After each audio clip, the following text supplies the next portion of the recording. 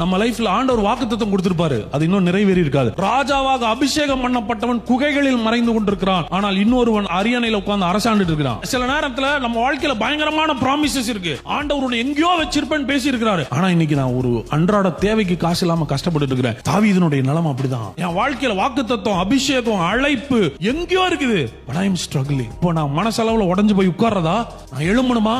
இது உங்களுடைய தீர்மானம். இந்த பிரச்சனையில நான் சாவதில்லை. இன்னைக்கு இருக்கிற பிரச்சனையில வாழ்க்கை முடியாது. என் மேல ஒரு அழைப்பு இருக்கு, என் மேல ஒரு கிருபை இருக்கு, என் மேல வாக்குத்தத்தம் இருக்கு, என் மேல தீர்க்க தரிசனம் இருக்கு. இருக்கிறதுலே நீ என்ன லோவஸ்ட் பாயிண்ட்ல கொண்டு போய் விட்டேனாலும் நான் மறுபடியும் வருவேன். இந்த தீர்மானம் தேவ பிள்ளைகளுக்கு வரணும். சம்டைம்ஸ் மனசு விடுறதுனாலதான் சில நேரத்துல நம்மளால எழும்ப முடியல. பவுல்ல கல்லெறிஞ்சு செத்துட்டாண்டா வாங்கடான்றானா, அப்ப அவன் ஆல்ரெடி பவுல் அவுட். அவ்வளவு கல்ல போட்டு எத்தனை பேரை நாங்க கொண்டிருப்போம், அவன் செத்துட்டாண்டான்னு ஊருக்கு வெளியே போட்டு வந்தா அப்போஸ்தலர்கள் விசுவாசிகள் வந்து பவுலை சுத்தி நிக்கிறாங்க. மனுஷன் எந்திரிச்சிட்டாரு. அப்படின்னா நீ பாடியே தான் அழிச்சிருக்கிற, அவர் மனசுல இன்னொன்னு வாழணும்னு எந்திரிக்கிறாரு. நான் சொல்றேன், உன்னை சுத்தி 1000 பிரச்சனை உன் தலைக்கு மேல எழும்பினாலும் நீ எழும்பணும்னு நினைச்சிட்டேன்னா ஒன்னு அமுக்க முடியாது. You will rise again. மறுபடியும் எழும்பு.